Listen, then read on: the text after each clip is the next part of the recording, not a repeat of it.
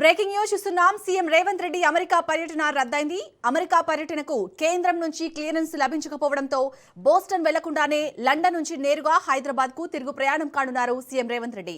August 23న CM Hyderabad కు చేరుకోనున్నారు. అయితే అమెరికా పర్యటన రద్దయినప్పటికీ అక్కడ జరగాల్సిన కార్యక్రమాలను కొనసాగించాలని అధికారులను సీఎం ఆదేశించారు.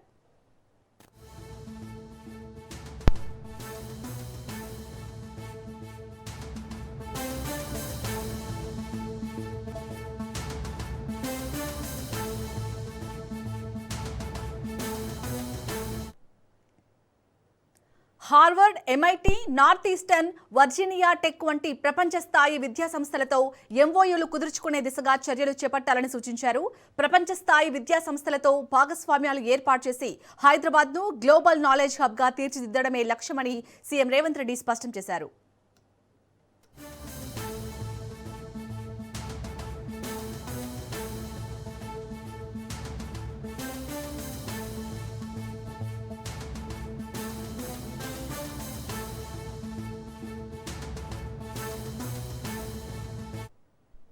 ఇక లండన్ పర్యటనలో భాగంగా ఆక్స్ఫర్డ్, కేంబ్రిడ్జ్ తో పాటు London school of economics, London business school వంటి ప్రముఖ విద్యా సంస్థల ప్రతినిధులతో సీఎం సమావేశమయ్యారు. బ్రిటన్లోని ప్రముఖ క్రీడా, స్కిల్లింగ్ సంస్థలతోనూ చర్చలు జరిపారు. తెలంగాణకు అంతర్జాతీయ స్థాయి విద్య, క్రీడా, నైపుణ్య సంస్థలను తీసుకురావడమే తమ లక్ష్యమని, హైదరాబాద్లో ప్రపంచ స్థాయి సంస్థలను ఏర్పాటు చేస్తామని సీఎం తెలిపారు.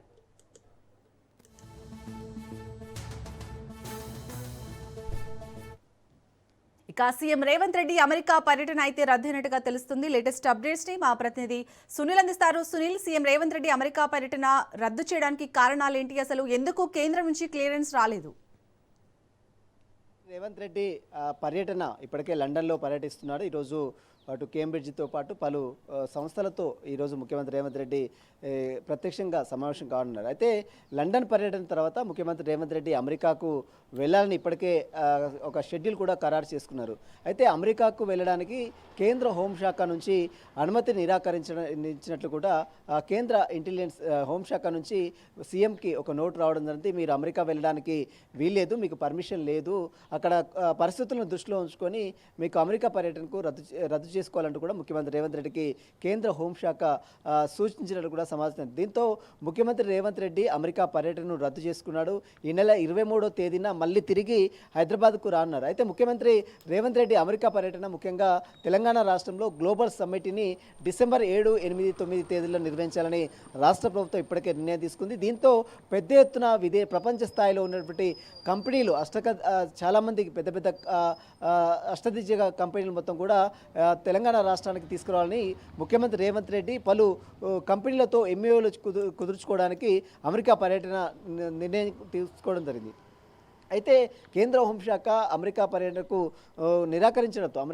నిరాకరించడంతో ముఖ్యమంత్రి రేవంత్ రెడ్డి అధికారులనే పంపించి అక్కడికి, అంటే సీఎంకి అయితే అనుమతి లేదు కానీ అధికారులకు మాత్రం ఇప్పటికే వీసా తీసుకున్నారు, సంబంధించినటువంటి అంతా అరేంజ్మెంట్ చేసుకున్నారు. కానీ ఇప్పుడు ముఖ్యమంత్రి రేవంత్ రెడ్డి పర్యటనకు అనుమతి నిరాకరించడంతో కేంద్రం అధికారులను పంపించాలని రాష్ట్ర ముఖ్యమంత్రి రేవంత్ రెడ్డి నిర్ణయం తీసుకున్నారు. అధికారులు వెళ్ళి అక్కడ ఉన్నటువంటి కొన్ని కీలకమైనటువంటి కంపెనీలతో మనం చూడొచ్చు. ఒకసారిగా హార్వర్డ్ కావచ్చు, MIT, నార్త్ ఈస్టర్న్, అదేవిధంగా వర్జీనియా టెక్తో MOUలు కుదుర్చుకోవాలని కూడా ముఖ్యమంత్రి రేవంత్ రెడ్డి ఆదేశాలు జారీ చేయడం జరిగింది.